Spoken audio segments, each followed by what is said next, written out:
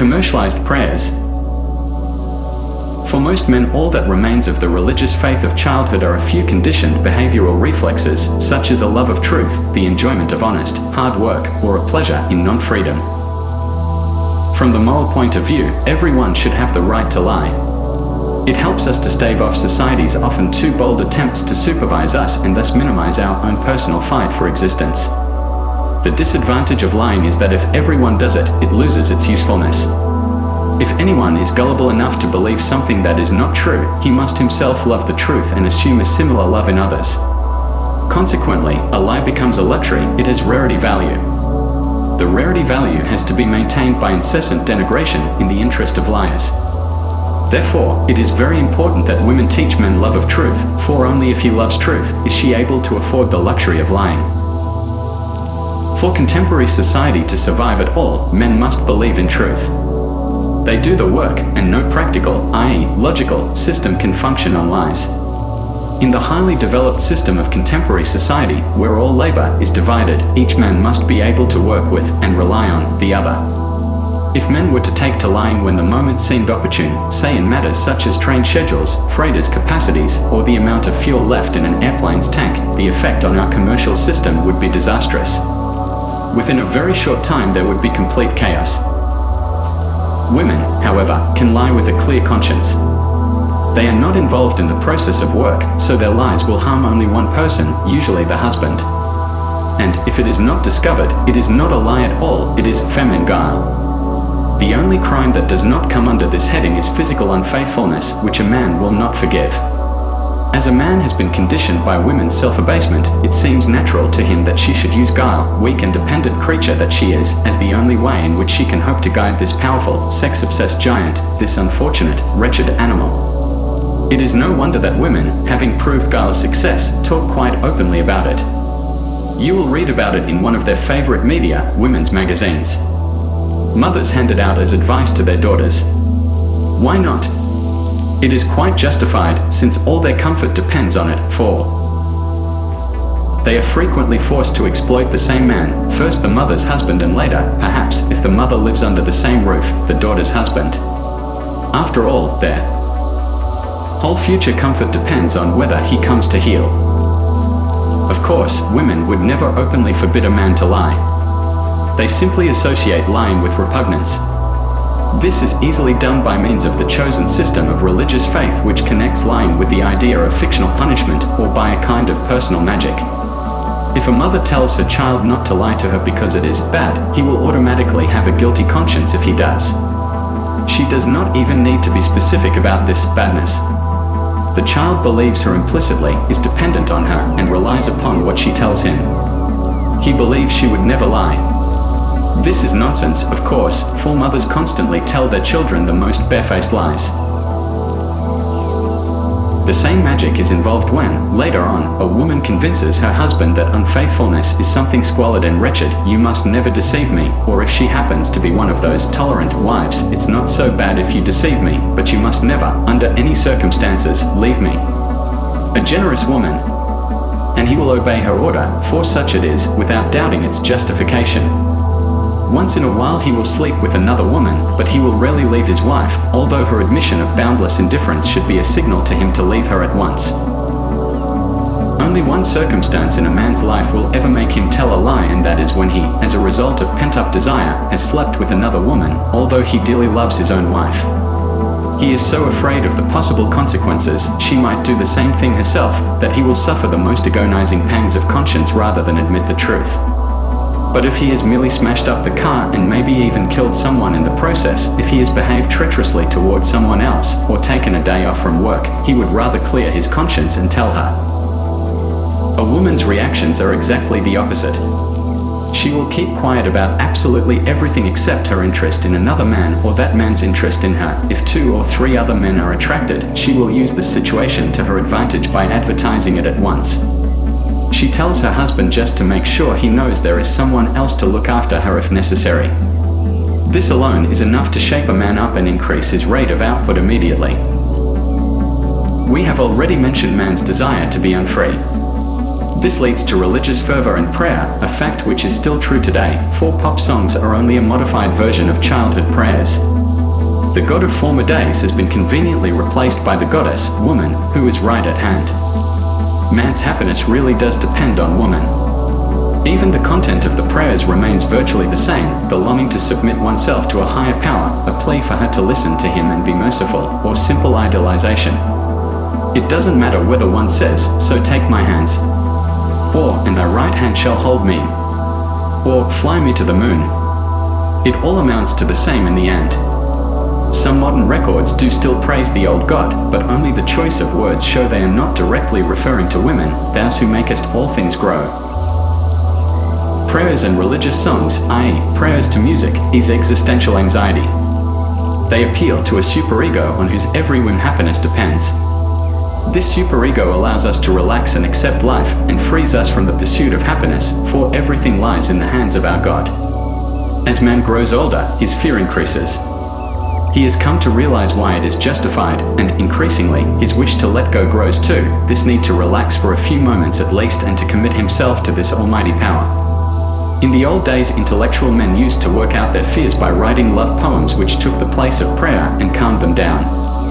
Nowadays, this form of adoration has become superfluous. The current supply of pop songs, the dark longings of men, naturally commercialized at their own expense, increases, and their lyrics, for example those of the Beatles, satisfy the most sophisticated of tastes. There are, of course, also some bits sung specifically in praise of men. Those few are usually songs first made popular by a male singer and then sung by a woman. In general, however, women only sing hymns to love which, since men need them for love, is almost the same as singing hymns to themselves. Still, at some stage they discovered that they could sing their own praises without being too obvious, and ever since women have ceased to worry. They praise their own magnificence, their fickleness, their cruelty, and the self-complacency with which they give themselves to men, whether to save or destroy them. When Marlene Dietrich sang in The Blue Angel that "Love is my world and my nature, and nothing else, all I can do is make love, that's all, and men flutter around me like moths and burn up and I can't help it," she was expressing just these sentiments. If women can think of themselves as divine, just how divine must they be? In real life, of course, women are far more subtle in their exploitation of the male sex than in that film. They don't ruin men immediately, they are quite prepared to take a whole lifetime over it. After all, who is going to kill the goose that lays so many golden eggs? That is why men were able to laugh over the wretched figure of Professor Unruh instead of recognizing in him a portrait of themselves. Think of Nancy Sinatra's great hit, which says the same in a slightly different way. These boots are made for walking, and that's just what they'll do one of these days. These boots are gonna walk all over you. A hit indeed, for it satisfies man's need and longing for a cruel goddess on the one hand and woman's claim to omnipotence on the other. Self-conditioning. The ideal of any trainer would be to bring an animal to a level where it is capable of training itself. This is something which still has to be achieved. But man is not an animal, and there comes a point when he does continue his own training, because he is much more intelligent than his female trainer. This will work only as long as he never forgets the purpose of his education and keeps both reward and punishment in mind at all times. The world of pop songs is one example of man's efforts at self-manipulation. The best example of self-conditioning, however, is to be found in the advertising industry. In advertising, man does not idealize woman from any masochistic tendency. It is purely a question of survival. Only his exploiters, women, have sufficient time and money to buy and consume all his products. To supply the woman inhabiting his ranch house with purchasing power, he has no choice but to cultivate legions of other women who have as much satisfaction as his own wife in spending. They will then buy his goods and keep his wife in pocket money. This is the beginning of a vicious circle which turns faster and faster until he cannot keep up with it anymore and someone else has to take over. There is no getting off and running away. Market research institutes investigate what they like to call subliminal female stimuli. The conscious ones have long since been satisfied and then sell their discoveries to manufacturers. The latter then hurry to fill these so-called gaps in the consumer market as if there were in fact such things. Or sometimes they work in reverse. The producer invents a new article which he believes might appeal to women and then hires an advertising agency to create the necessary consumer interest, sometimes with success, sometimes without. The American craze for prefabricated houses, for example, has not caught on to a large extent in any of the European countries. Every few years a wave of indignation sweeps over the male ranks as a result of this expensive fostering of the female craze for consumption. They have been blinded by the stereotyped image of woman as victim of male exploitation to such an extent that they themselves are, in fact, the sufferers. They maintain that women's naivete and their gullible, i.e., stupid, natures are exploited by advertisers for the purpose of increasing sales. One day these men will get around to asking who is really being exploited. Is it the creature whose innermost wishes are sought out, coddled, and fulfilled, or is it he who in his desire to retain the affections of the woman seeks out, coddles, and fulfills them? It has always been one of man's greatest aims in life to fulfill woman's innermost desires, in fact to anticipate her every wish, as contemporary women's fiction still puts it. They have achieved their goal. There is practically no female desire left undiscovered and probably very few which could not, if necessary, be fulfilled. The result is that women are getting increasingly more stupid, while men grow more and more intelligent. The gap between the sexes is widening constantly, making mutual understanding virtually impossible. But no one seems to notice. One of the basic principles of biology is that intelligence develops only in the face of competitive stimulation. Women, however, stand outside every competitive field. The glut of modern conveniences dulls their brains, reducing what little is left of their capacity for thought. Man, on the other hand, prodded by the need to create this comfort, to open up new sources of income, has to exert himself more and more. Surrounded by this ever-increasing comfort, the female sex is changing for the worse. The concept of femininity used to be applied to a woman who had the ability to bear children. It was also applied to venality. The definition must be enlarged to include imbecility. If Marx is right and the word being determines the extent of man's being aware, the pill, for instance, would determine sexual mores and the atom bomb would stalemate the ideologies of peace. To the same extent the self-awareness of Western woman, whose situation in life has changed, improved, basically over the last 20 years, is now in a state of acute transformation.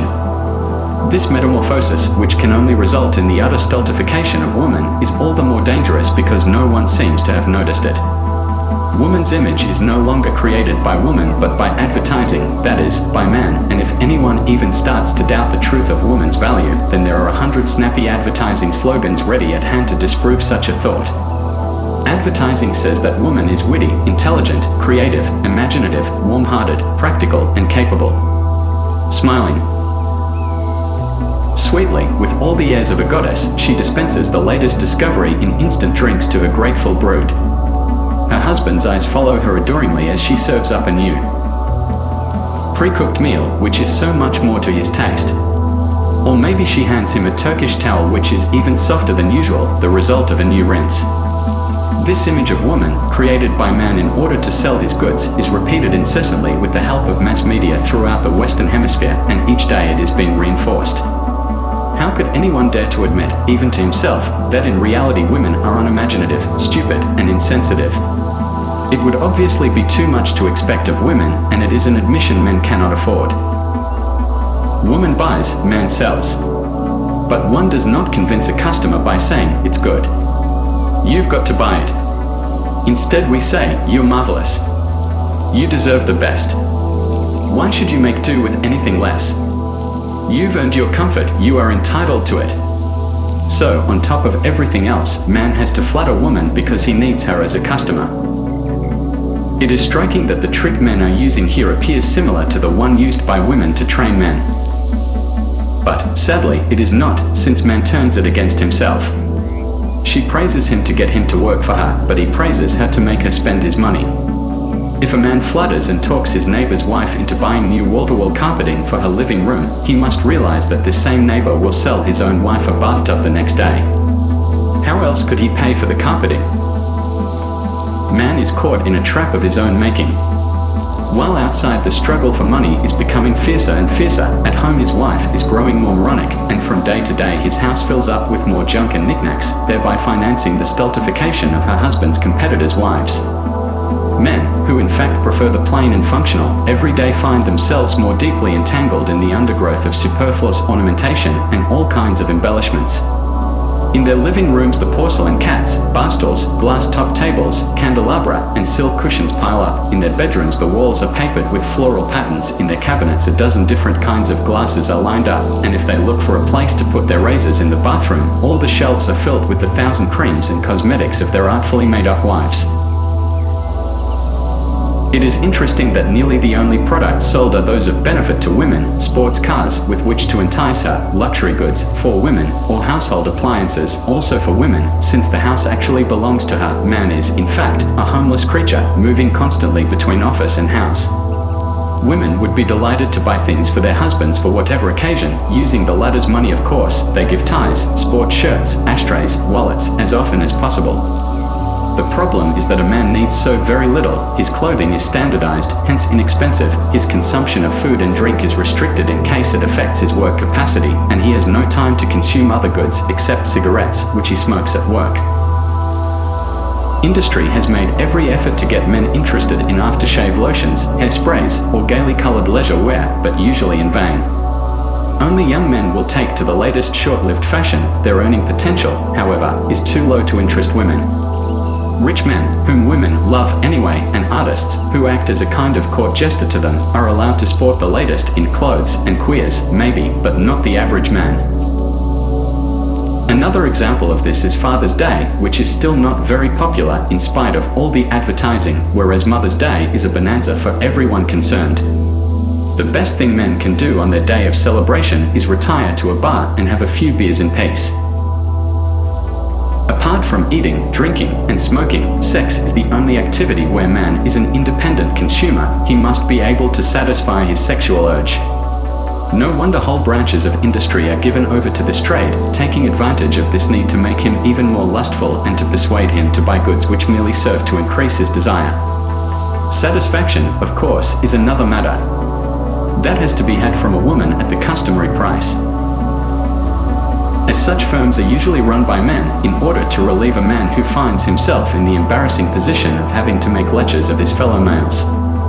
He caters to male desire for women in every conceivable way and proceeds much like Alexander Pavlov and his dog, establishing conditioned reflexes. Pavlov made his dog's mouth water merely by ringing a bell which meant dinner. In this case, man encourages his fellow men to get an erection by producing photos of half-naked breasts, by means of a suggestive sigh in a popular song, perhaps, or by writing a certain sentence in a book. That is why man will invent a whole range of methods of obtaining an erection, which another man will have to pay for. And of course, this mechanism does not bring returns only to manufacturers of erotica. All other industries take advantage of it, too. Presents for women are sold to men by means of a picture of an attractive female bosom. A man will read a book or see a movie because he hopes it will give him a kick. And, as a secondary effect, he may suddenly feel the desire to go around the world with his woman, to buy a weekend cottage in the mountains, or to get a sports car. The American men's magazine Playboy provides us with one of the best proofs of man's methods of self-conditioning. Sandwiched between wonderful pairs of naked breasts are excellent articles of a highly theoretical nature to entertain him and to offer him respite between erections. All of this is padded with offers of expensive cars, liquor, unnecessary clothing, and smokers' accessories. Women are highly offended by magazines like these. But men have lost all sense of the grotesque in this situation. The cult of the bosom has become something quite independent and depersonalized. The sex industry has told men so often and so successfully that women's breasts are there to attract him, that he has quite forgotten their real purpose. The diversion was entirely successful as a result of the invention of substitutes for mother's milk. He rarely has a chance to watch a baby feed at its mother's breast.